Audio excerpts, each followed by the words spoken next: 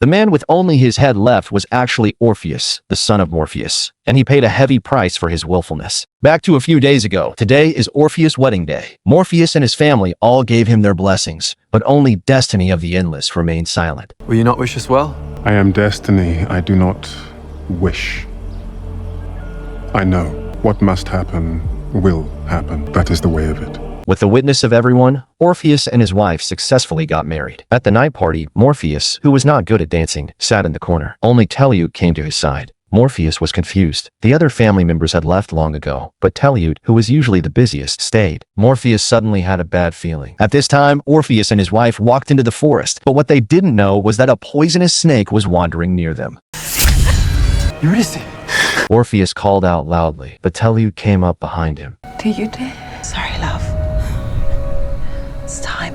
At the funeral the next day, everyone was mourning, but Orpheus sat by the sea. He was unwilling to accept the fact that his wife was dead. In the face of Morpheus' comfort, he stubbornly believed that his wife was not dead, just went to live in the underworld. He hoped that Morpheus could plead with Hades to let his wife come back. Morpheus didn't expect his son to be so childish and rejected his request immediately. If you will not do this for me, then I am no longer your son. Orpheus, who was rejected by Morpheus, came to the cliff. He thought that maybe he could see his wife by jumping off from here. But at this time, Eleutheros sat behind him and laughed at Orpheus' childish behavior. That is the stupidest thing that I have heard in centuries. However, Eleutheros showed Orpheus a clear path. The one with the closest relationship with the underworld and the endless family is Telliute. However, if you want to get the help of Telliute, you need to pay a price. Stand back.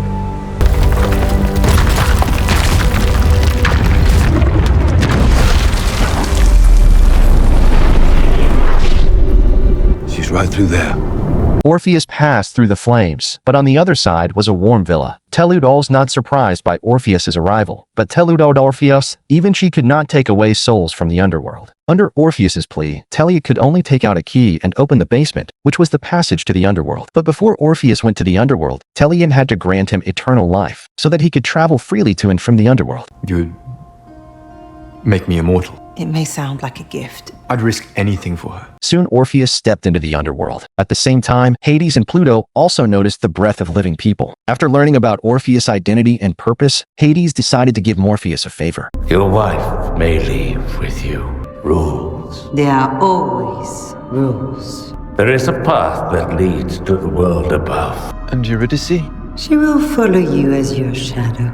You may not seek, nor speak, nor turn to look behind you until the sun shines upon you both. Orpheus walked along this road for an unknown period of time until he finally saw a ray of light. But at this moment, he suddenly heard his wife calling from behind. Orpheus.